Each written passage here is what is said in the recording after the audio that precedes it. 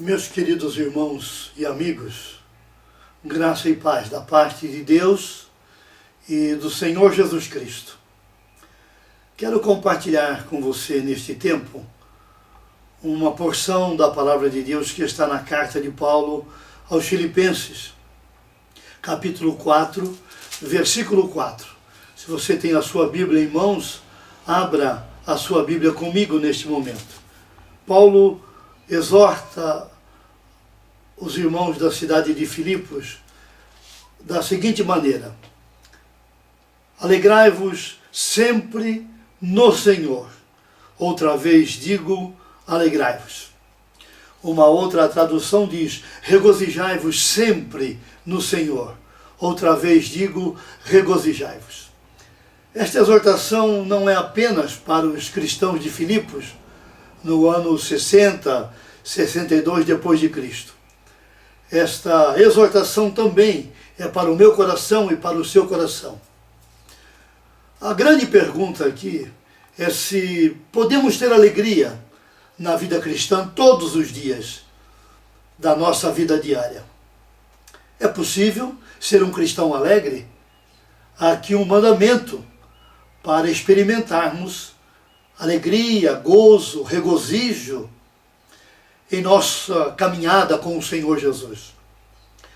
Quando você lê esta carta que Paulo escreveu aos irmãos de Filipos, você vai escrever que esta carta é uma carta escrita a uma igreja missionária.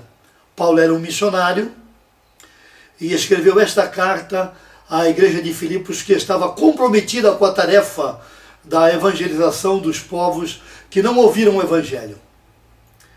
É bom lembrar que todas as cartas escritas no Novo Testamento foram escritas por missionários enviados pelo Senhor Jesus para pregar o Evangelho a todas as etnias, em Mateus capítulo 28, versículo 19. Cartas escritas a igrejas e cristãos comprometidos com missões no primeiro século, mas também cartas escritas com princípios bíblicos a nós, cristãos deste novo milênio, para nos exortar à tarefa da pregação do Evangelho. Escrevendo esta carta, queridos irmãos e amigos, Paulo está vivendo um momento interessante da sua vida.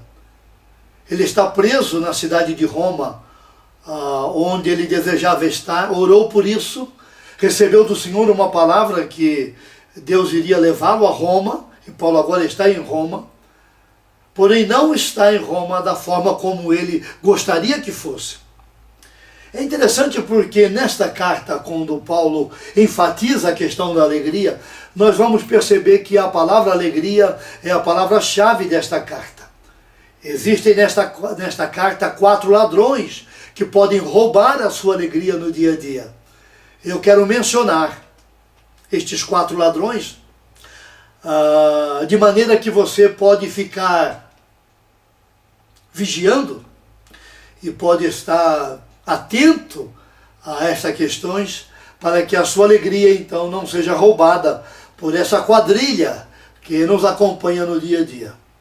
O primeiro ladrão está no capítulo 1, quando Paulo escreve da seguinte maneira, capítulo 1, versículo 12. Quero ainda, irmãos, cientificar-vos de que as coisas que me aconteceram têm antes contribuído para o progresso do Evangelho.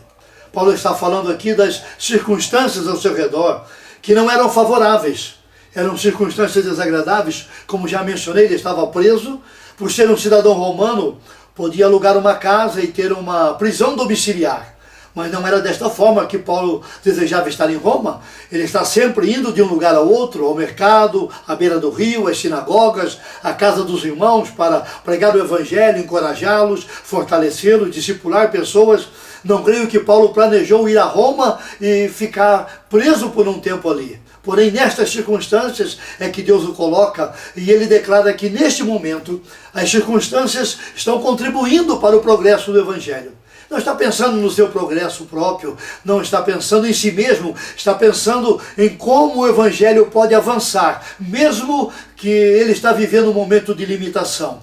Ele diz no capítulo 1, de maneira que as minhas cadeias em Cristo, versículo 13, É interessante, ele não diz que as cadeias são cadeias de Nero, ou são cadeias de Roma, porque Paulo, na verdade, não se considera um preso de Nero, nem um preso romano. Ele diz que está preso em Cristo, ele é prisioneiro de Cristo, ele está atado a Cristo pelo seu compromisso, pela sua coerência, pelo seu desejo de levar o Evangelho àqueles que não ouviram. Paulo diz, as minhas cadeias em Cristo. Que coisa tremenda, que mente fantástica nós encontramos aqui, que forma de pensar brilhante, fantástica do nosso irmão Paulo. É interessante porque quando você lê esta carta, você descobre que a palavra mente e os seus sinônimos é uma outra palavra-chave desta carta, revelando que a alegria está relacionada à forma como nós pensamos.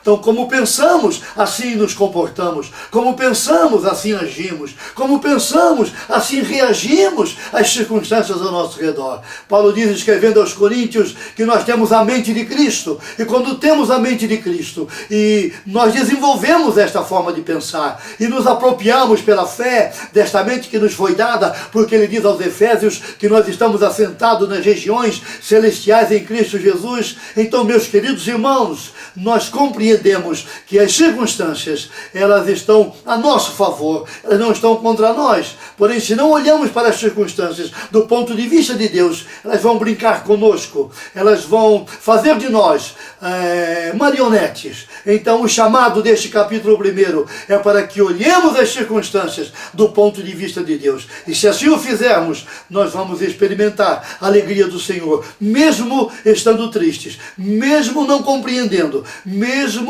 vivendo um momento de abatimento, mesmo passando por tribulações, por crises. A crise é boa. Eu fui discipulado por um irmão que por diversas vezes na vida cristã, ele disse a mim, Josué, a crise é boa. É verdade, queridos irmãos, as crises revelam as cores do nosso coração.